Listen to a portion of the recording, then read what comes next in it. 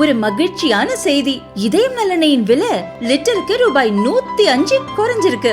September 2023ல 1 litre இதயம் நல்லெண்ணெயின் அதிகபட்ச விலை ரூபாய் 503. ஆனா இப்ப 1 லிட்டர் இதயம் நல்லெண்ணெயின் விலை ரூபாய் 398 மட்டும்தான் தமிழ்நாட்டுல. அப்ப இனிமே எல்லாரும் இதயம் நல்லெண்ணெய் வாங்கலாம் இல்ல? தென் அமெரிக்க நாடுகளில் ஒன்றான சிலியின் அதிபர் கேப்ரியல் போரிக் ஃபோண்ட் 5 நாள் பயணமாக இந்தியா வந்துள்ளார். டில்லி ஏர்போர்ட்டில் கேப்ரியலுக்கு சிவப்பு கம்பள வரவேற்பு அளிக்கப்பட்டது. முப்படை வீரர்களின் மரியாதையை ஏற்ற கேப்ரியல் காந்தி நினைவிடத்தில் அஞ்சலி செலுத்தினார். மகாத்மா காந்தியின் அகிம்சை வழியை பெரிதும் பாராட்டிய கேப்ரியல், நம் அனைவருக்கும் காந்தியின் வாழ்க்கை மிகப்பெரிய முன்னுதாரணமாக திகழ்வதாக கூறினார். கேப்ரியல் மற்றும் அந்நாட்டு பிரதிநிதிகளுக்கு டெல்லி ஹைதராபாத் இல்லத்தில் உற்சாக வரவேற்பு அளிக்கப்பட்டது. வெளியுறவுத்துறை அமைச்சர் ஜெய்சங்கர் மற்றும் கேப்ரியல் ஆகியோர் இரு நாட்டு உறவுகள், வெளியுறவு கொள்கைகள் குறித்து விவாதித்தனர். பின் பிரதமர் மோடி கேப்ரியல் சந்திப்பு நிகழ்ந்தது.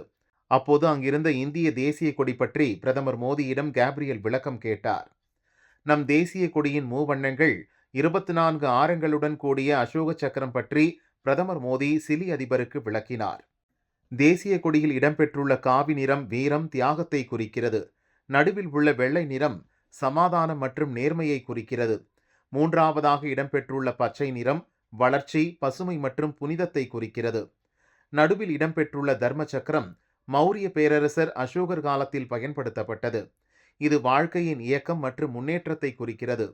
இயக்கத்தில் உயிர்ப்பு இருப்பதையும் தேக்கத்தில் இறப்பு உள்ளதையும் குறிக்கும் வகையில் இந்த தர்ம சக்கரம் அமைந்துள்ளது என மோடி விளக்கமளித்தார். பின் இருவரும் இந்தியா சிலி நாடுகள் இடையிலான அரசியல், பொருளாதாரம், கலாச்சாரம், விவசாயம், தொழில்நுட்பம் உள்ளிட்ட துறைகள் குறித்து முக்கிய ஆலோசனை நடத்தினர். இரு நாடுகளின் அரசு பிரதிநிதிகள் பங்கேற்ற ஆலோசனை கூட்டமும் நடந்தது. தொடர்ந்து 5ஆம் தேதி வரை இந்தியாவில் தங்கும் சிலி அதிபர் கேப்ரியல் மற்றும் அந்நாட்டு பிரதிநிதிகள் பல்வேறு விவகாரங்கள் குறித்து விவாதிப்பதுடன் இந்தியாவுடன் முக்கிய ஒப்பந்தங்களில் கையெழுத்திட உள்ளனர்.